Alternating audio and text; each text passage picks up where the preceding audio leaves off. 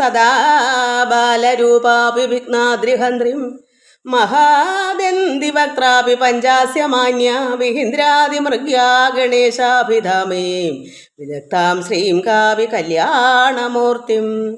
ഓം 51 അക്ഷരം ചേർന്നഴകിയ തനുവായി ദേഹമധ്യത്തിൽ നിന്നിട്ടമ്പിൽ സ്തംഭം കണക്കെ ശിരസി തലയുമായി ഉള്ളിലാറാഭ്യമോടും വൻപിൽ പൊങ്ങും സുഷുമ്നയ്ക്കകമതിലുളവാം പത്മമാറിങ്കലും ചേർന്ന് 51 ഒത്തുവാഴും ദളമതിലമരും വിദ്യപദ്യം തരേണം. ഓം ബ്രഹ്മാനന്ദം പരമസുഖദം കേവലം ജ്ഞാനമൂർത്തിം വിശ്വാതീതം ഗഗനസദൃശം തത്വമസ്യാദിലക്ഷ്യം ഏകം നിത്യം വിമലമചലം സർവദാ സാക്ഷിഭൂതം ഭാവാ അതീതം ത്രിഗുണരഹിതം സൽഗുരം ത്വം നമാമി. എല്ലാ ഭക്തമക്കൾക്കും എൻ്റെ വിനീതമായ പ്രണാമം. മക്കളെ, നമുക്ക് ഭജന ചൊല്ലാം. എല്ലാവർക്കും ശാന്തി സമാധാനവും ആത്മാനന്ദം, അതായത് ആത്മാവിൽ രമിക്കുക, മനസ്സിന് സന്തോഷം ഉണ്ടാകുക, ആത്മാവിൽ ലയിക്കുക. അതാണ് നമ്മൾ നാമം ചൊല്ലുന്നത്, ഭജന ചൊല്ലുന്നത്. അത്ര സമാധാനവും ശാന്തിയൊക്കെ ഉണ്ടാകാൻ ഭഗവാനോട് പ്രാർത്ഥിച്ചുകൊണ്ട് നമുക്ക് ഈശ്വരനോട് അടുത്തിരുന്നു കൊണ്ട് അടുത്തടുത്തിരുന്നിരുന്ന് ചേർന്നിരുന്ന് പിന്നെ നമ്മുടെ ഉള്ളത്തിലാവുമ്പോൾ നമുക്ക് യഥാർത്ഥമായ ആനന്ദം ഉണ്ടാകും. അതിനുവേണ്ടിയാണ് നമ്മൾ പ്രാർത്ഥന ചെയ്യുന്നത്. പോകെ അങ്ങനെ ആയിത്തീരണം. അതിന് പലർക്കും പല അളവാണ്. ചിലർക്ക് വളരെ ദൂരെയായിരിക്കും ഭഗവാൻ, ചിലർക്ക് ഒത്തിരി കൂടെ അടുത്തായിരിക്കും. നമ്മളെങ്ങനെയാണ് നമ്മുടെ ഭാവന, നമുക്ക് എത്രമാത്രം ഭഗവാൻ അടുപ്പമുണ്ടെന്ന് നമുക്ക് തന്നെ നിശ്ചയിക്കണം. എനിക്ക് ദൂരെയാണോ, അപ്പോൾ അത്രത്തോളം അകലമാണെങ്കിൽ അത്രത്തോളം അടുക്കാൻ ശ്രമിക്കണം. അത് പ്രാർത്ഥനയിൽ കൂടി ഭഗവാനോട് ലയം പ്രാപിച്ച് ഭഗവാനോട് ഭക്തിയും സ്നേഹവും വരുമ്പോഴാണ് നമുക്ക് അടുപ്പമുണ്ടാകും. അപ്പോൾ എൻ്റെ ഭഗവാൻ എൻ്റെ അടുക്ക തന്നെ ഉണ്ട്. അത് പോകെ പിന്നെ നമ്മൾ നമ്മുടെ ഉള്ളിൽ പരബ്രഹ്മം നമ്മുടെ ഉള്ളിൽ തന്നെയാണെന്ന് നമ്മൾ ബോധം അറിയും. അങ്ങനെ അറിവുണ്ടാവും. അതിനൊക്കെ നമ്മൾ അറിഞ്ഞ് വരുമ്പോൾ പിന്നെ നമ്മൾ തന്നെയാണ് ഈ യഥാർത്ഥത്തിൽ സകലത്തിൽ നിറഞ്ഞിരിക്കുന്ന ഈശ്വരൻ പരമാത്മാവാണ്, പരബ്രഹ്മമാണ്, അത് ചൈതന്യമാണ്. അത് എല്ലായിടവും അകവും പുറവും നിറഞ്ഞിരിക്കുന്നു. അത് നമ്മുടെ ഉള്ളത്തിലുമുണ്ട്, അതായിത്തീരുകയാണ്. അപ്പോൾ പിന്നെ നമുക്ക് രൂപങ്ങൾ വേണ്ട. കൃഷ്ണനെന്നോ പിന്നെ ശ്രീരാമനെന്നോ ദേവി ഒരു രൂപവും പിന്നെ നമുക്ക് വേണ്ട. അരൂപിയായ ഈശ്വരൻ പരബ്രഹ്മമാണെന്നും നമ്മൾ തിരിച്ചറിയുമ്പോൾ അതുവരെ നമ്മൾ ഏതെങ്കിലും ഒരു വിഗ്രഹത്തെ തന്നെ ചിന്തിച്ച് ഭഗവാനോട്, നമ്മുടെ ഗുരുവാണല്ലോ, ഇവിടെ ഗുരുവായിട്ടാണല്ലോ ഭഗവാൻ അവതരിച്ച് എല്ലാവർക്കും ഉപദേശം കൊടുക്കാറില്ലേ. അപ്പോൾ അങ്ങനെ നമുക്ക് ആദ്യമേ അങ്ങനെയാണ്, അതാണ് നമ്മൾ കാണേണ്ട. ആ പരമാത്മാവ് തന്നെയാണ് ഈ ഗുരുവായിട്ട് വന്നേക്കുന്നതെന്ന് ചിന്തിക്കണം, ഈശ്വരനാണെന്ന് ചിന്തിക്കണം. അവസാനം ഈ അരൂപിയായിരിക്കുന്ന പരബ്രഹ്മമാണ് സർവ്വതും എന്ന് ചിന്തിക്കുമ്പോൾ പിന്നെ നമുക്ക് രൂപമില്ലാത്തൊരു പരബ്രഹ്മ, നിഷ്കള വസ്തു പരബ്രഹ്മം നമ്മുടെ ഉള്ളത്തിൽ നമ്മൾ തന്നെ ആയി മാറുകയാണ് ചെയ്യുന്നത്. അത് ആരാധനയിൽ കൂടി അങ്ങനെ അറിഞ്ഞറിഞ്ഞ് വരുമ്പോഴാണ് നമ്മൾ ഇതെല്ലാം വായിച്ചും പഠിച്ചും ഉപദേശങ്ങൾ കേട്ടും സജ്ജന സംസർഗം കൊണ്ടും ഭഗവാനോടുള്ള പ്രേമം കൊണ്ടും എല്ലാം ആയി വരുമ്പോൾ നാം തന്നെയാണ്. അതിനാണ് കണ്ണാടിയിലോട്ട് നോക്കുമ്പോൾ ആരെയെ കാണേ, നമ്മുടെ മുഖമല്ലേ കാണുന്നത്, നമ്മളെ തന്നെയല്ലേ കാണുന്നത്. അപ്പം നമ്മൾ മനസ്സിലാക്കും നമ്മൾ തന്നെയാണ് ഈ പരബ്രഹ്മമെന്ന്. എന്നുവെച്ചാൽ എല്ലാ ലോകത്തിലെ സർവ്വതും പരബ്രഹ്മം തന്നെയാണ്, ആ അംശങ്ങളാണ്. അപ്പോൾ പിന്നെ അവിടെ പ്രത്യേകിച്ച് വേറൊരു രൂപം നമുക്ക് പിന്നെ വേണ്ട, നമ്മൾ തന്നെയാണെന്ന് ഉൾക്കൊള്ളും. അതുവരെ നമ്മളിങ്ങനെ ചുവട് മുമ്പോട്ട് ഓരോ സ്റ്റെപ്പ് വളർന്ന് വേണം വരാൻ. അങ്ങനെ നമ്മൾ വൃക്ഷമായി മാറുമ്പോൾ പിന്നെ നമുക്ക് ഇതുപോലെ നമ്മൾ തന്നെയായി മാറുമ്പം നമ്മൾ എന്തെങ്കിലും ഉണ്ടെങ്കിൽ മറ്റുള്ളവർക്ക് കൊടുക്കാനായിട്ടുള്ള കൃപ നമുക്ക് ഭഗവാൻ തരും. എന്തെങ്കിലും ഒരു വാക്കുകൊണ്ടോ ഒരു സ്നേഹം കൊണ്ടോ ഒരു നോട്ടം കൊണ്ടോ ഒരു പുഞ്ചിരി കൊണ്ടോ മറ്റുള്ളവർക്ക് കൂടെ ഉപകാരം കിട്ടുന്ന രീതിയിൽ നമ്മൾ എല്ലാ ദാനധർമ്മങ്ങളും ഇങ്ങനെയൊക്കെ ഉള്ളതായി വരിക. അപ്പോഴാണ് നമ്മൾ യഥാർത്ഥ ഒരു മനുഷ്യനായി മാറുക. അതിൽ നമ്മൾ മനുഷ്യനാകുന്നില്ല, നമുക്ക് രൂപമേ ഉള്ളൂ. നമ്മളെല്ലാം മനുഷ്യൻ്റെ രൂപം വന്നതേ ഉള്ളൂ, നമുക്ക് അറിവായില്ല. ഈശ്വരൻ അറിവാകുന്നു. ഈ അറിവ് നേടി വരുമ്പോഴാണ് നമ്മളും യഥാർത്ഥത്തെ മനസ്സിലാക്കുക, തത്വമസിയായി മാറുന്നത് എപ്പോഴാണ്. അപ്പോൾ സർവ്വതും നാം തന്നെയാണ്, കാണാതെ മൊത്തവും നമ്മളല്ലാതെ മറ്റൊന്നുമില്ല, നമുക്ക് തന്നെ മനസ്സിലാവാനുള്ള കഴിവുണ്ടാവും. എല്ലാവർക്കും നമസ്കാരം. നമുക്ക് നാമം ചൊല്ലാം. നമുക്ക് എല്ലാം ഏകമാണെങ്കിലും പരമാത്മാവിനെ ശിവരൂപത്തിലും അത് മംഗളസ്വരൂപനായിരിക്കുക ശിവ, അത് ഭഗവാൻ നാരായണൻ ഏത് നാമവും എല്ലാം ഒരു പരബ്രഹ്മത്തിനാണ്. നമുക്ക് ഓം ഹ്രീം നമശിവായ, ഓം നമോ നാരായണായ എന്ന് നമുക്ക് എത്ര വേണമെങ്കിലും ചൊല്ലാം. നമുക്ക് കുറച്ച് സമയം അത് ചൊല്ലിയിട്ട് മറ്റു തുടങ്ങാം. എല്ലാ നാമങ്ങളും നമ്മൾ ദിവസേന ഭക്ഷണങ്ങൾ എങ്ങനെയാണ് എന്നും ഒരുപോലാണോ ആഹാരം കഴിക്കുന്നത്? പല ദിവസങ്ങളിലും പല രീതിയിൽ സ്വാദുകരങ്ങളായിട്ടുള്ള ആഹാരങ്ങളൊക്കെ അല്ലയോ വെച്ച് കഴിക്കുക. എനിക്ക് ഇനി ആ കറിയൊന്നും വേണ്ട, ഇന്ന് വേറെ രീതിയിൽ വെക്കണം. അങ്ങനെ നമുക്ക് എല്ലാത്തിനും പൊതുവേ നമുക്ക് പുറം ലോകമായിട്ടുള്ള ഈ ലൗകികമായ ആഹാര സുഖം പോലെ തന്നെയാണ് ആധ്യാത്മികവും. നമുക്ക് പുതുമയുള്ള ഓരോരോ എല്ലാ രൂപവും നാമവും ഭഗവാൻ ഏകനാണ്. നമുക്ക് പല പല നാമത്തെ കൂടി എല്ലാം നമുക്ക് മാറി മാറി ചൊല്ലിച്ചിടക്ക് എന്നും ഒരേ നാമം തന്നെയായിരിക്കും. അത് നമ്മൾ എന്നും ഒരേ ഭക്ഷണം കഴിച്ച് മടുക്കുന്നത് പോലെ മടുത്തു പോകത്തില്ലേ? ഭഗവാൻ പോലും കേൾക്കുമ്പോൾ ഇതെന്തോ എന്നും രാമ രാമ രാമ എന്ന് ചൊല്ലുന്നതല്ലേ. നമുക്ക് പുതിയ പുതിയ നാമങ്ങൾ ഇങ്ങനെ ചൊല്ലാം. നമുക്ക് ഭഗവാൻ ശിവൻ്റെ ഓം ഹ്രീം നമ ശിവായ, ഓം നമോ നാരായണ എന്ന് ഒത്തിരി വട്ടം, ഒരു 11 വട്ടമെങ്കിലും ചൊല്ലാം. ഓം ഹ്രീം നമ ശിവായ, ഓം നമോ നാരായണായ. ഓം ഹ്രീം നമ ശിവായ, ഓം നമോ നാരായണായ. ഓം ഹ്രീം നമ ശിവായ, ഓം നമോ നാരായണായ. ഓം ഹ്രീം നമ ശിവായ, ഓം നമോ നാരായണായ. ഓം ഹ്രീം നമ ശിവായ, ഓം നമോ നാരായണായ. ഓം ഹ്രീം നമ ശിവായ, ഓം നമോ നാരായണായ. ഓം ഹ്രീം നമ ശിവായ, ഓം നമോ നാരായണായ. ഓം ഹ്രീം നമ ശിവായ, ഓം നമോ നാരായണായ. ഓം ഹ്രീം നമ ശിവായ, ഓം നമോ നാരായണായ. ഓം ഹ്രീം നമ ശിവായ, ഓം നമോ നാരായണായ. ഓം ഹ്രീം നമ ശിവായ, ഓം നമോ നാരായണായ.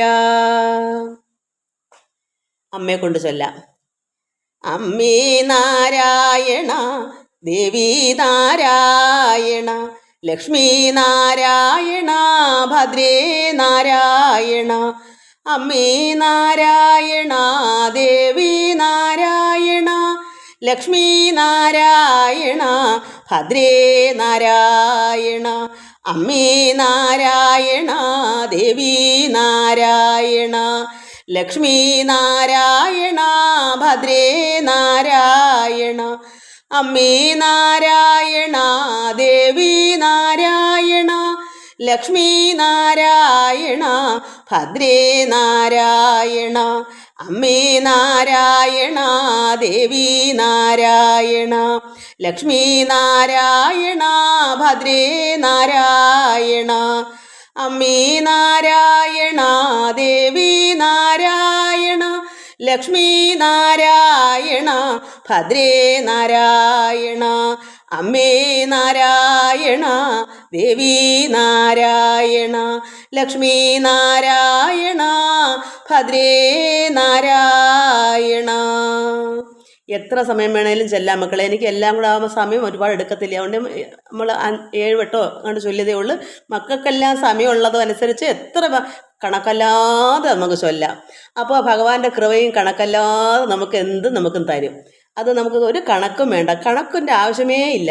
ഭക്തിയാണ്. നമുക്ക് എപ്പോഴാണ് നിർത്താൻ തോന്നുന്നത് അതുവരെ ചൊല്ലിക്കോണം. ഞാൻ അങ്ങനെയായിരുന്നു. ഇപ്പം എനിക്ക് യൂട്യൂബിൽ ഇടുന്നുണ്ട്, എല്ലാം അല്പാൽപ്പല്ലേ പറഞ്ഞു തരാൻ പറ്റത്തുള്ളൂ. നമുക്ക് അമ്മയെ കൊണ്ടൊരു നാമം ചൊല്ലാം. ഞാനിത് തന്നെ നമ്മളെന്നും ചൊല്ലുന്ന വരദായികേ ദേവി എന്നുള്ളത്. വരദായികേ ദേവി ലളിതാംബികേ, കനിയേണം നീ എന്നും മൂകാംബികേ. വരദായികേ ദേവി ലളിതാംബികേ, കനിയേണം നീ എന്നും മൂകാംബികേ. ലോകമാതാവേ ഭുവനേശ്വരി, ആനന്ദം ചൊരിയേണം ജീവനാഥേ. ലോകമാതാവേ ഭുവനേശ്വരി, ആനന്ദം ചൊരിയേണം ജീവനാഥേ. അമ്മേ നിൻ ശക്തിയാൽ നിറയ്ക്കണമേ, വീഴാതെ തളരാതെ നിർത്തേണമേ. അമ്മേ നിൻ ശക്തിയാൽ നിറയ്ക്കണമേ, വീഴാതെ തളരാതെ നിർത്തേണമേ. വരദായികേ ദേവി ലളിതാംബികേ, കനിയേണം നീയെന്നും മൂകാംബികേ. ലോകമാതാവേ ഭുവനേശ്വരി, ആനന്ദം ചൊരിയേണം ജീവനാഥേ. അമ്മേ നിൻ ശക്തിയാൽ നിറയ്ക്കണമേ, വീഴാതെ തളരാതെ നിർത്തേണമേ. അമ്മേ നിൻ ശക്തിയാൽ നിറയ്ക്കണമേ, വീഴാതെ തളരാതെ നിർത്തേണമേ. വരദായികേ ദേവി ലളിതാംബികേ, കനിയേണം നീയെന്നും മൂകാംബികേ. വരദായികേ ദേവി ലളിതാംബികേ, കനിയേണം നീയെന്നും മൂകാംബികേ. മക്കളെ, ഞാനിത് പണ്ട് കുറച്ച് വർഷത്തിന് മുമ്പേ വീണ് ഉരുണ്ട സമയത്ത് ഭഗവാൻ പ്രത്യക്ഷമായി കൃപ തലയിൽ കൈവച്ചൊക്കെ അനുഗ്രഹിച്ചൊരു കാലം ഉണ്ടായിരുന്നു. അന്ന് എഴുതിയൊരു നാമമാണ്. വീണുരുണ്ടു ഞാൻ കരഞ്ഞപ്പോൾ നീ എൻ മുന്നിൽ വന്നു നിന്നില്ലേ, നിൻ കൃപ എന്നിൽ ചൊരിഞ്ഞില്ലേ. വീണുരുണ്ടു ഞാൻ കരഞ്ഞപ്പോൾ നീ എൻ മുന്നിൽ വന്നു നിന്നില്ലേ, നിൻ കൃപ എന്നിൽ ചൊരിഞ്ഞില്ലേ. കണ്ണാ നിൻ മുന്നിൽ വന്നു നിന്നോട്ടെ ഞാൻ, നിൻ മുന്നിൽ ഒന്നിരുന്നോട്ടെ. കണ്ണാ നിൻ മുന്നിൽ വന്നു നിന്നോട്ടെ ഞാൻ, നിൻ മുന്നിൽ ഒന്നിരുന്നോട്ടെ. നിന്നെ ഞാനൊന്നു തൊട്ടോട്ടെ, നിൻ പാദത്തിൽ തല വച്ചു കിടന്നോട്ടെ. നിന്നെ ഞാനൊന്നു തൊട്ടോട്ടെ, നിൻ പാദത്തിൽ തല വച്ചു കിടന്നോട്ടെ. വീണുരുണ്ടു ഞാൻ കരഞ്ഞപ്പോൾ നീ എൻ മുന്നിൽ വന്നു നിന്നില്ലേ, നിൻ കൃപ എന്നിൽ ചൊരിഞ്ഞില്ലേ. കണ്ണാ നിൻ മുന്നിൽ വന്നു നിന്നോട്ടെ ഞാൻ, നിൻ മുന്നിൽ ഒന്നിരുന്നോട്ടെ. നിന്നെ ഞാനൊന്നു തൊട്ടോട്ടെ, നിൻ പാദത്തിൽ തല വച്ചു കിടന്നോട്ടെ. വീണുരുണ്ടു ഞാൻ കരഞ്ഞപ്പോൾ നീ എൻ മുന്നിൽ വന്നു നിന്നില്ലേ, നിൻ കൃപ എന്നിൽ ചൊരിഞ്ഞില്ലേ. നമുക്ക് വേറൊരു കൊച്ചുനാമം. അന്ന് കൊച്ചു ഭഗവാൻ കൃഷ്ണനെ ഞാൻ ഒത്തിരി നാളിന് മുമ്പ് വെറും എൻ്റെ ഒരു മകൻ ഒരു കുഞ്ഞു കണ്ണനെ പോലെ കാണുന്ന സമയത്ത് എഴുതുന്ന ഓരോ ഭാവന പോലെയാണ് മക്കളെ. നമുക്ക് പലപ്പോഴും ഭഗവാനെ ചിലപ്പം കൃഷ്ണനെ കൊച്ചൊരു കുഞ്ഞായി കാണും, ചിലപ്പോൾ ഒന്നുകൂടെ വളർന്നൊരു കുട്ടിയായി, ഇങ്ങനെ ഒരു മകൻ ഒരു സൂനുവായി, ഇങ്ങനെ പലപ്പോഴും പലതായാണ് ഞാൻ ഇത്രയും വർഷം കൊണ്ട് പല രീതിയിലാണ്. അങ്ങനെ ഒരു സമയത്ത് എഴുതാണ്: ഉണ്ണിക്കണ്ണൻ കള്ളക്കണ്ണൻ വെണ്ണക്കള്ളൻ ആലിലെ കണ്ണൻ കായാമ്പൂവിൻ മേനിക്കണ്ണൻ ഓടിവാ വെണ്ണ നൽകാം. അതായത് ഒരു പൊടി കുഞ്ഞിനെ നമ്മൾ എങ്ങനെയാ ഉണ്ണിക്കണ്ണൻ കള്ളക്കണ്ണൻ വെണ്ണക്കള്ളൻ ആലിലെ കണ്ണൻ കായാമ്പൂവിൻ മേനിക്കണ്ണൻ ഓടിവാ വെണ്ണ നൽകാം. സുന്ദര രൂപ താമരക്കണ്ണ അഴകിനഴകേ മുത്തുകുടമേ. സുന്ദര രൂപ താമരക്കണ്ണ അഴകിനഴകേ മുത്തുകുടമേ. കാറൊളി വർണ്ണ ഓടിവാ വെണ്ണ നൽകാം. സുന്ദര രൂപ താമരക്കണ്ണ അഴകിനഴകേ മുത്തുകുടമേ. കാറൊളി വർണ്ണ ഓടിവാ വെണ്ണ നൽകാം. ഉണ്ണിക്കണ്ണൻ കള്ളക്കണ്ണൻ വെണ്ണക്കള്ളൻ ആലിലെ കണ്ണൻ കായാമ്പൂവിൻ മേനിക്കണ്ണൻ ഓടിവാ വെണ്ണ നൽകാം. സുന്ദര രൂപ താമരക്കണ്ണ അഴകിനഴകേ മുത്തുകുടമേ. കാറൊളി വർണ്ണ ഓടിവാ കുഴലൂതിവാ വെണ്ണ നൽകാം. ഇതൊക്കെ പണ്ട് എഴുതുന്ന കൊച്ചു കൊച്ചു നാമങ്ങളാണ്. എനിക്ക് ഭഗവാനോടുള്ള ഇഷ്ടം കൊണ്ട് ഇങ്ങനെയൊക്കെ എന്തെങ്കിലുമൊക്കെ അങ്ങ് സ്വന്തമായി പാടുമായിരുന്നു. കൊച്ചു കുഞ്ഞിനെ കാണുന്നത് പോലായിരുന്നു ഭഗവാൻ, എൻ്റെ കൂടെ നടക്കുന്നത് പോലെ. അന്നൊക്കെ ഞാൻ ഭഗവാനോട് പറയും, കണ്ണാ ഉറങ്ങണ്ടേ, വിശക്കുന്നില്ലേ? ഇങ്ങനെയൊക്കെ ഞാൻ ആഹാരം കഴിക്കുമ്പോൾ ഭഗവാനെ, കണ്ണാ നിനക്കെന്താ വിശക്കുന്നില്ലേ? അമ്മയോട് വാ, ഒത്ത് നമുക്ക് ഊണ് കഴിക്കാം. അപ്പോൾ കൊച്ചു പറയും, വേണ്ടമ്മേ ചോറ്, എനിക്ക് വിശക്കുന്നില്ലമ്മേ, എനിക്ക് വല്ല പാലോ ഇച്ചിരി അല്പം വെണ്ണയോ എന്തെങ്കിലും തന്നാൽ മതി അമ്മേ എന്ന് പറയും. എന്തേ കണ്ണാ നിനക്ക് വിശക്കാത്തത്? നീ മണ്ണ് വല്ലതും തിന്നോ കുഞ്ഞേ? സത്യം പറയൂ. ഇല്ലമ്മേ, തെല്ലും ഞാൻ മണ്ണ് തിന്നിട്ടില്ല, സത്യമാണമ്മേ, അത് സത്യമാ എന്ന് പറയുന്നൊരു കണ്ണൻ. ഉറങ്ങണ്ടേ കണ്ണ, വിശപ്പില്ലേ കണ്ണ, അമ്മയോടൊത്തുവാ ഊണു കഴിക്കാൻ.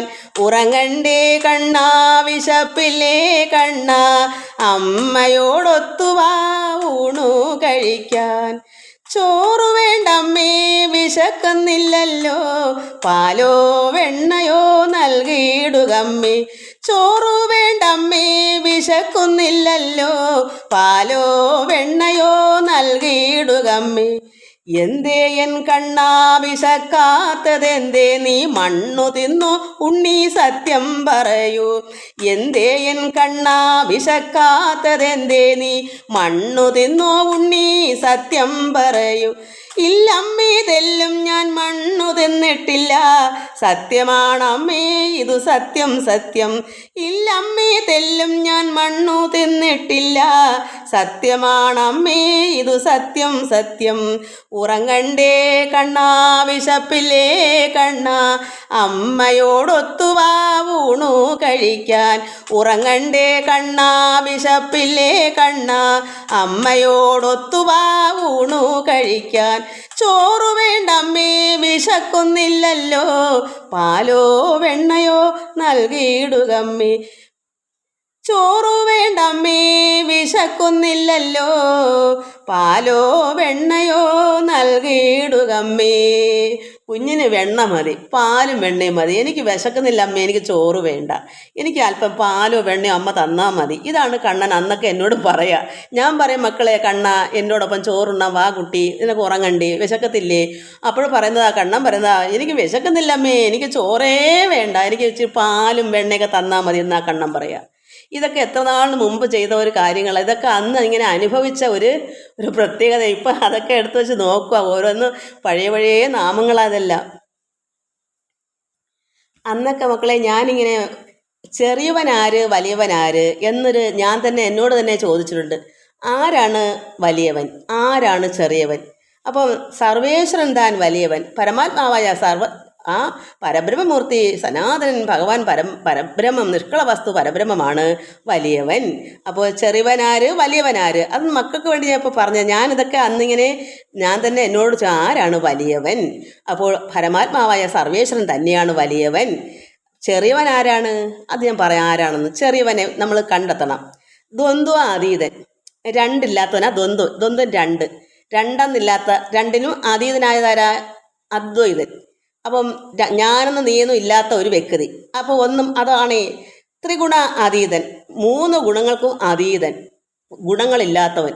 അതായത് പരബ്രഹ്മമൂർത്തി ഗുണത്തിന് അതീതനാണ്, നിർഗുണനാണ്. ഒരു സാധാരണ ഒരു യഥാർത്ഥ ഒരു മോക്ഷയിച്ചത് ഒരു സന്യാസിയും 3 ഗുണത്തിനും അതീതനാവണം. ഏറ്റവും ചെറിയവൻ്റെ കാര്യമാണ് ഞാനീ പറയുന്നത്. അത് നമ്മളിൽ ആരാണ് ഈ ചെറിയവനെന്ന് നമ്മൾ മനസ്സിലാക്കണം. അപ്പോൾ ദ്വന്ദ്വ അതീതനാണ്. അപ്പോൾ അതെന്താണ്? രണ്ടെന്നില്ലാത്തവൻ, ഞാനെന്നും എൻ്റെ എന്നുള്ള മമത ഇല്ലാത്തവൻ. ആരാണ് അങ്ങനെ ആകുന്നത്? അവൻ ചെറിയവനാണ്. ത്രിഗുണ അതീതൻ, 3 ഗുണങ്ങളുണ്ട് പ്രപഞ്ചത്തിന്, സാത്വിക രാജസ താമസം. ഈ ഗുണങ്ങൾക്കെല്ലാം അതീതനാണ്, ജിതേന്ദ്രനാണ്, എല്ലാത്തിനും എല്ലാം ജയം ഉണ്ടാവുന്നവനാണ്, സർവത്തിനും ജയം.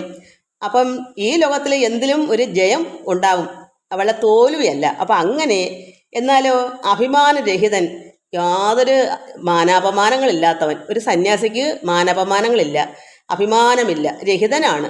അപ്പോൾ അങ്ങനെ ആരാണ്? ഇന്നെല്ലാവരും എന്തെന്ന് ചോദിച്ചാൽ കുന്തെന്ന് പറയുന്ന മനുഷ്യരാ. എന്നെ അത് പറഞ്ഞില്ലയോ, ഞാനാരാ എന്ന് കാണും. പക്ഷെ ഒരു യഥാർത്ഥ ഒരു ഭക്തൻ ഒരു ദ്വന്ദ്വാതീതനായിരിക്കും, ത്രിഗുണാതീതനായിരിക്കും, ജിതേന്ദ്രനായിരിക്കും, അഭിമാനരഹിതനായിരിക്കും. ഇങ്ങനെ എന്നെ എന്തു പറഞ്ഞല്ലോ എന്ന് കാരണം ശരീരത്തിൻ്റെ ബോധം നഷ്ടപ്പെട്ട ആളാണല്ലോ, ശരീരം എന്നുള്ള ചിന്ത ഇല്ലാത്ത ആളാണല്ലോ ഈ പറഞ്ഞ ത്രിഗുണാതീതനും ജിതേന്ദ്രനൊക്കെ. അപ്പോൾ അങ്ങനെ അഭിമാനരഹിതനായിരിക്കും. സമദൃഷ്ടി. എന്താണ് സമദൃഷ്ടി? സർവ്വതിലും ഒരേ കണ്ണോട് കാണും. ഞാനെന്നും നീയെന്നും രണ്ടെന്നില്ലാത്തൊരവസ്ഥയാണല്ലോ. അപ്പോൾ എല്ലാം ഒന്നുപോലെ കാണുമല്ലോ, അതാണ് സമദൃഷ്ടി. അവിടെ വലിയവനെന്നോ ചെറിയവനെന്നോ ലോകത്തിൽ അത് മൃഗമെന്നോ പക്ഷേ എല്ലാവരെയും തുല്യമായി എല്ലാത്തിലും പരബ്രഹ്മമാണ് വസിക്കുന്നതെന്നുള്ള ചിന്ത ഉള്ള ഒരു വ്യക്തി ആകുമല്ലോ ഒരു യഥാർത്ഥ ഭക്തൻ, സന്യാസി. അവന് സമദൃഷ്ടിയായിരിക്കും. ദീന അനുകമ്പി. കാരണം എന്താ? മറ്റുള്ള ദീനന്മാരെ കാണുമ്പോൾ അനുകമ്പ ഉണ്ടാകും. എല്ലാവരോടും എന്താ പറയുക, വിഷമിക്കുന്നവരെ, ഒരു മൃഗമായാലും പക്ഷിയായാലും മനുഷ്യനായാലും വിഷമിക്കുന്നവരൊക്കെ ഉള്ള ഒരു അനുകമ്പ ഉണ്ടാകുന്ന ഒരു വ്യക്തിയായിരിക്കും ഈ ചെറിയവൻ. സ്നേഹനിധിയായിരിക്കും. ഈ സ്നേഹനിധി എന്താണ്? സർവത്തിനോട് സ്നേഹമുള്ളവനായിരിക്കും. സ്നേഹനിധിയാണ്. നിധി പോലെ സ്നേഹം വില കൊടുത്ത് വാങ്ങാൻ കിട്ടുന്നതല്ല. പക്ഷേ ഈ ചെറിയവനെന്ന് പറയണമെങ്കിൽ നമുക്ക് സ്നേഹം ഇഷ്ടംപോലെ ഉണ്ടാകണം. സ്നേഹനിധി. കൃപാലു. സർവത്തിലും കൃപയോടുകൂടിയവനായിരിക്കും. ആരോടും കൃപയോടുകൂടിയതും ഒരു നോട്ടത്തിൽ, ഒരു വാക്കിലൊരു പുഞ്ചിരിയിലെല്ലാം കൃപയുള്ളവനായിരിക്കും. ദയാലുവായിരിക്കും. എല്ലാവരോടും ദയോടുകൂടിയവനായിരിക്കും. അപ്പോൾ എന്താണ്? അങ്ങനെ ആരാ ഉള്ളത്? ദ്വന്ദ്വാതീതൻ, ത്രിഗുണാതീതൻ, ജിതേന്ദ്രിയൻ, അഭിമാനരഹിതൻ, സമദൃഷ്ടി, ദീനാനുകമ്പി, സ്നേഹനിധി, കൃപാലു, ദയാലു. ഇങ്ങനെ ആകുന്ന ഒരു വ്യക്തി ആരാണ്? അവനാണ് ചെറിയവൻ. ആ ചെറിയവൻ സ്വർഗത്തിൽ പരമാത്മാവിൻ്റെ അടുക്കൽ കർത്താവ് യേശുദമ്പുരാൻ പറഞ്ഞതുപോലെ, ഞാൻ അവിടേക്ക് പോകുന്നു നിങ്ങൾക്ക് വാസസ്ഥലം ഒരുക്കാൻ. പിതാവിൻ്റെ അടുക്കലേക്ക് കർത്താവ് യേശുദമ്പുരാൻ ആരാ? പുത്രനാ, നമ്മളെപ്പോലെ പുത്രനാ. പക്ഷേ എന്താ, ഇതെല്ലാം നേടിയ ഒരാളായോണ്ടാ ഭഗവാന്റെ അടുക്കൽ ചെന്ന് വാസസ്ഥലം ഒരുക്കി ഇരിക്കുന്നത്. അതുപോലെ നമുക്കും കർത്താവ് നമ്മളെ ക്ഷണിച്ചേക്കോ, നിങ്ങളും സഹോദരങ്ങളാണ് ആ കർത്താവിന്. നമ്മളും അവിടേക്ക് ചെല്ലണം. എങ്ങനെ ചെല്ലണം? ഇതുപോലെ ഒരു ചെറിയവനാണെങ്കിൽ അവിടെ ചെല്ലാൻ പറ്റും. ചെറിയവൻ്റെ ലക്ഷണമാണ് ഞാൻ ഈ പറഞ്ഞത്. അത്രയും ഒരു ചെറിയവൻ എന്ന് പറഞ്ഞാൽ ഇതെല്ലാം അടങ്ങിയിട്ടുള്ള ഒരു വ്യക്തി ചെറിയവനാണ്, ഈ ലോകത്തിലെ ചെറിയവൻ. അപ്പം പിതാവിൻ്റെ അടുക്കൽ വലിയവനായ ഭഗവാന്റെ പിതാവായ ദൈവത്തിൻ്റെ യഹോവ എന്ന് പറയുക, അല്ലെങ്കിൽ ഓങ്കാരം, അല്ലെങ്കിൽ പരബ്രഹ്മം എന്ന് പറയുന്ന, അല്ലെങ്കിൽ അള്ളാഹു എന്ന് പറയുന്ന അവിടെ പിതാവിൻ്റെ അടുക്കൽ പുത്രൻ പോയി ഇരിക്കുന്നത് പോലെ. എന്താ കാരണം? ഇവിടെ സർവത്തിലും അദ്ദേഹം ഇതെല്ലാം ജയിച്ച ആളാണ്. അതുകൊണ്ടാണ് അവിടെ ഭഗവാന്റെ അടുക്ക വലത്തുഭാഗത്ത് തന്നെ ഇദ്ദേഹത്തിന് അവിടെ ഇരിക്കാൻ സ്ഥലം കിട്ടി. അതുകൊണ്ട് നമ്മളെ അങ്ങോട്ട്, ഞാൻ നേരത്തെ പോകാൻ, നിങ്ങൾക്ക് വാസസ്ഥലം ഒരുക്കാൻ, ഇങ്ങനെ നമ്മൾ ചെറിയവനായ നമുക്കും അവിടെ എത്തിപ്പെടാം. ഇവിടെ കർത്താവ് പറഞ്ഞേക്കെന്താ? എൻ്റെ നാമത്തിൽ നിങ്ങൾ അപേക്ഷിപ്പിൻ, പിതാവ് നിങ്ങൾക്ക് തരും. കാരണം പുത്രൻ അത്ര നല്ല പുത്രനായോണ്ട് പുത്രൻ്റെ നാമത്തിൽ യേശുവേ അവിടേക്ക് ഞങ്ങൾക്ക് വേണ്ടി അപേക്ഷിക്കണമേ, പിതാവിനോട് അപേക്ഷിക്കണമെന്ന് പറഞ്ഞാൽ പിതാവ് നമുക്ക് തരും. യേശുവിൻ്റെ നാമത്തിലൊന്ന് പറഞ്ഞാൽ മതി. അതല്ല, അവസാനം കർത്താവ് പോയപ്പോൾ പറഞ്ഞു, നിങ്ങൾ എന്നെ വിട്ടവൻ ആരാണെന്നും ഞാൻ ഇന്നാരാണെന്നും നിങ്ങൾ അറിഞ്ഞു കഴിഞ്ഞു. ഈ ശിഷ്യന്മാർ, ഇനി നിങ്ങൾക്ക് പിതാവിനോട് നേരിട്ട് തന്നെ ചോദിക്കാം. ഇനി എൻ്റെ നാമത്തിൽ നിങ്ങൾ അപേക്ഷിക്കണ്ട. കാരണം ഈ ശിഷ്യന്മാർ യഥാർത്ഥത്തിൽ പുത്രൻ ആരാണെന്ന് അറിഞ്ഞു കഴിഞ്ഞു. അവർക്ക് മനസ്സിലായി ഇത് ദൈവപുത്രൻ തന്നെയാണെന്ന്. അതുകൊണ്ട് അവരോട് കർത്താവ് യേശു പറഞ്ഞു, ഇനി നിങ്ങൾ നേരിട്ട് പിതാവിനോട് തന്നെ അപേക്ഷിച്ചാൽ മതിയെന്ന്. പക്ഷേ ഇത് അറിയാതുകൊണ്ടാണ് ഈ ലോകരെല്ലാവരും ലോകപിതാവായ ഈശ്വരൻ യേശു ആണെന്ന്. അത് കുഴപ്പമൊന്നുമില്ല. അത്രമാത്രം പുണ്യവാനല്ലേ. ഏത് നാമത്തിൽ പറഞ്ഞാലും ആ പിതാവ് പ്രത്യേകിച്ച് അത്രമാത്രം എൻ്റെ കുഞ്ഞാടെന്ന് പറയുന്ന കുഞ്ഞാടാണ് കർത്താവ്. കുഞ്ഞാട് ഭഗവാന്റെ അത്രമാത്രം സ്നേഹനിധിയാണ് കർത്താവ്. കാരണം അങ്ങനെയുള്ള കർമ്മങ്ങളാണ് ഇവിടെ വന്ന് ചെയ്തതും അനുഭവിച്ച് ദുഃഖം അറിഞ്ഞത്. അതുകൊണ്ട് പിതാവിൻ്റെ സ്നേഹനിധിയായ കുഞ്ഞാടാണ്. അതുകൊണ്ട് ആ കുഞ്ഞാടിൻ്റെ പേരിൽ നമ്മൾ എന്ത് അപേക്ഷിച്ചാലും ഭഗവാന് സന്തോഷമേ ഉള്ളൂ. കാരണം ദൈവത്തിൻ്റെ ഒരു പുത്രനായിട്ട് തന്നെ ഭൂമിയിൽ വന്ന് എല്ലാവരെയും നന്നാക്കാൻ വന്നതാണ്. അപ്പോൾ എന്തെങ്കിലും ഒരു പാപം ചെയ്ത എല്ലാവരെയും നന്നാക്കാനും പാപമോചനം തരാനും അല്ലേ വന്നത്. അതുകൊണ്ട് കുഞ്ഞാടാണ്. ഒരാടെന്ന് പറഞ്ഞാൽ പോരെ, കുഞ്ഞാട്. അത്ര നിഷ്കളങ്കനാണ് കർത്താവ്. അതുകൊണ്ട് നമുക്ക് കർത്താവിൻ്റെ പേരിൽ അപേക്ഷിച്ചാലും ഒരു കുഴപ്പമില്ല. നേരിട്ട് പറഞ്ഞിട്ട് അപ്പം നിങ്ങൾ നേരിട്ടിനി എൻ്റെ പിതാവ് എന്നെ ഇവിടെ വിട്ടേക്കുന്നതെന്ന് നിങ്ങൾ അറിഞ്ഞ് നിങ്ങളെല്ലാം മനസ്സിലാക്കി. ഇനി നിങ്ങൾക്ക് എൻ്റെ നാമത്തിലൊന്നും അപേക്ഷിക്കേണ്ട. നിങ്ങൾക്ക് നേരിട്ട് പിതാവിനോട് തന്നെ അപേക്ഷിക്കാം. അങ്ങനെയാണ് നമുക്കെല്ലാവരും മനസ്സിലാക്കേണ്ടത്. ബൈബിൾ നന്നായി വായിച്ച് പഠിച്ചെങ്കിൽ മാത്രമേ നമുക്കത് വ്യക്തമാവുള്ളൂ. ഈ ഉപദേശം തരുന്നവരൊന്നും യഥാർത്ഥം അറിഞ്ഞവരല്ല. ഞാൻ തന്നെ പള്ളിയിൽ ചെന്നപ്പം ജോൺസച്ചൻ എന്നോട് പറയുന്നത്, യേശുവിനെ പ്രാർത്ഥിക്കണം എന്ന് പറഞ്ഞു. ഞാൻ പറഞ്ഞു, അച്ഛാ അത് ദൈവം ഒന്നല്ലേ ഉള്ളൂ. ഒന്നേ ഉള്ളൂ.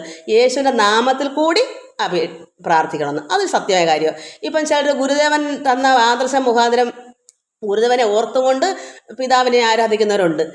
അത് എന്താണെന്ന് നമ്മൾ തന്നെ അറിയുമ്പോൾ നമ്മൾ പിന്നെ ഗുരുദേവൻ്റെ നാമം ചൊല്ലേണ്ടതില്ല. നമുക്ക് നേരിട്ട് തന്നെ നാം ആരാണെന്ന് മനസ്സിലായി പിന്നെ നമുക്ക് രൂപമൊന്നും വേണ്ടല്ലോ. ഒരു രൂപം വേണ്ട, കൃഷ്ണനും വേണ്ട, പിന്നെ യേശുവും വേണ്ട, പിന്നെ എന്താ പറയുക, ഗുരുദേവനും വേണ്ട, ആരും വേണ്ട. നമുക്ക് ആദ്യ പാഠത്തിനാണ് ഇവരെല്ലാവരും. അതായത് 1ാം ക്ലാസ്സും 2ാം ക്ലാസ്സും പഠിക്കുമ്പോൾ രൂപം കണ്ട് ഇത് വൃക്ഷം, ഇത് പ്ലാവാണ്, ഇത് തെങ്ങാണ് എന്ന് പഠിക്കുന്നത് പോലെയുള്ള രൂപമാണ് ആദ്യപടി. ഇത് കഴിഞ്ഞ് യഥാർത്ഥത്തെ നമ്മൾ തത്വമസിയായി കഴിയുമ്പോൾ നാം തന്നെയാണെന്ന് എപ്പോൾ ഉൾക്കൊള്ളുന്നു, പിന്നെ നമുക്ക് ഈ രൂപം ഒന്നും വേണ്ട. നേരിട്ട് നാം തന്നെയാണല്ലോ. നമ്മളെ തന്നെ അങ്ങ് ഭജിച്ചാൽ പോരെ. നമ്മൾ തന്നെയാണല്ലോ. ആ ഒരു ആത്മീയമായ നിറവ് ഉള്ളിൽ എപ്പോൾ വരുന്നു, നമ്മൾ ആ ചൈതന്യത്തെ എപ്പോൾ ഉൾക്കൊള്ളുന്നു, ആ ആനന്ദാനുഭൂതി എപ്പോൾ മനസ്സിലാക്കുന്നു, അറിയുന്നു, അനുഭവിക്കുന്നു, അതിനുശേഷം പിന്നെ യാതൊരു രൂപം വേണ്ട. നാം തന്നെയാണ് സർവ്വം നമ്മൾ മനസ്സിലാക്കും. അത് തന്നെയാണ് സർവ്വത്തിലുമാണെന്ന് നമ്മൾ മനസ്സിലാക്കും. അതുകൊണ്ട് എന്താണ് ഒരു ചെറിയവനെന്ന് അറിയണമെങ്കിൽ ഞാൻ ഈ പറഞ്ഞ കാര്യങ്ങളെല്ലാം ഒരുത്തർ വേണം. അവരാണ് ചെറിയവൻ. ഈ ലോകത്തിൽ അങ്ങനെ ചെറിയവനാവുന്നവനാണ് ഈശ്വരൻ്റെ അടുക്കൽ ചെന്നെത്തി അവിടെ ഭഗവാന്റെ അടുക്കൽ ചേരാൻ പറ്റൂ. അതാണ് ആ മംഗള സ്വരൂപനായിരിക്കുന്ന ഭഗവാൻ പരമേശ്വരനിൽ നമ്മൾ ചേരുക എന്ന് പറയുന്നത്. ഇത് അല്ലെങ്കിൽ യഹോവ എന്ന് പറയും. ഇത്രയേ ഉള്ള കാര്യമൊക്കെ ഇത് അറിവില്ലാണ്ടാണ് ഇന്ന് ജനങ്ങളെല്ലാം ഗുരുദേവനാണ് ദൈവം, യേശുവാണ് ദൈവം എന്ന് കാരണം യഥാർത്ഥത്തെ ഉൾക്കൊള്ളാൻ കഴിയുന്നില്ല അവർക്ക്.